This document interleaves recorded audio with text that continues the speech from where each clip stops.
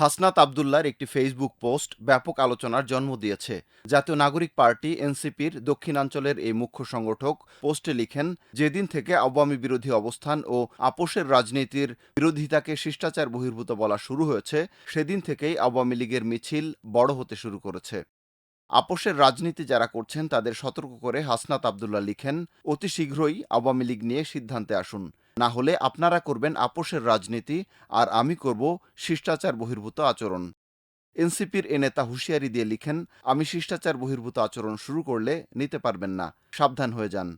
এই পোস্ট নিয়ে হাসনাত আবদুল্লাহর সঙ্গে কথা বলেছে প্রথম আলো। গণ অভ্যুত্থানে ক্ষমতাচ্যুত আওয়ামী লীগের নেতাকর্মীরা মাঝে মধ্যেই ঝটিকা মিছিল বের করছেন। এসব মিছিলকে কি হাসনাত আশঙ্কা হিসেবে দেখছেন? আমরা দেখছি এখনো পর্যন্ত যে বিচারটা নিশ্চিত হয় নাই, আমরা সেই জায়গাটা দেখছি।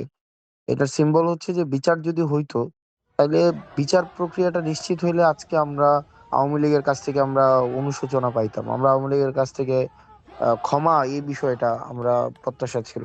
তো সেই জায়গা থেকে এইসব মিছিল তাদের ওই ধরনের আচরণের বহিঃপ্রকাশ, পেশিবাদী আচরণের বহিঃপ্রকাশ। এটা আমাদের ওই অশুভ একটা বার্তা দেয়, যে বার্তাটা হচ্ছে যে তাদের এক ধরনের যে আগের যেই আগ্রাসী যে আচরণ, এই আচরণটারই বার্তা দেয়।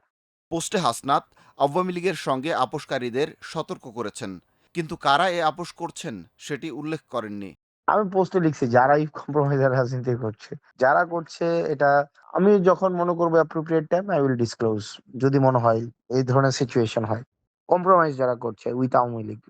এমনকি কেউ আপোষের রাজনীতি করলে তিনি শিষ্টাচার বহির্ভূত আচরণ করার হুমকি দেন। কিন্তু শিষ্টাচার বহির্ভূত আচরণ বলতে তিনি কি বুঝিয়েছেন? I will disclose everything I know. To the range I know. Definitely, I don't know everything, every single aspects, every single optics, but I definitely know something.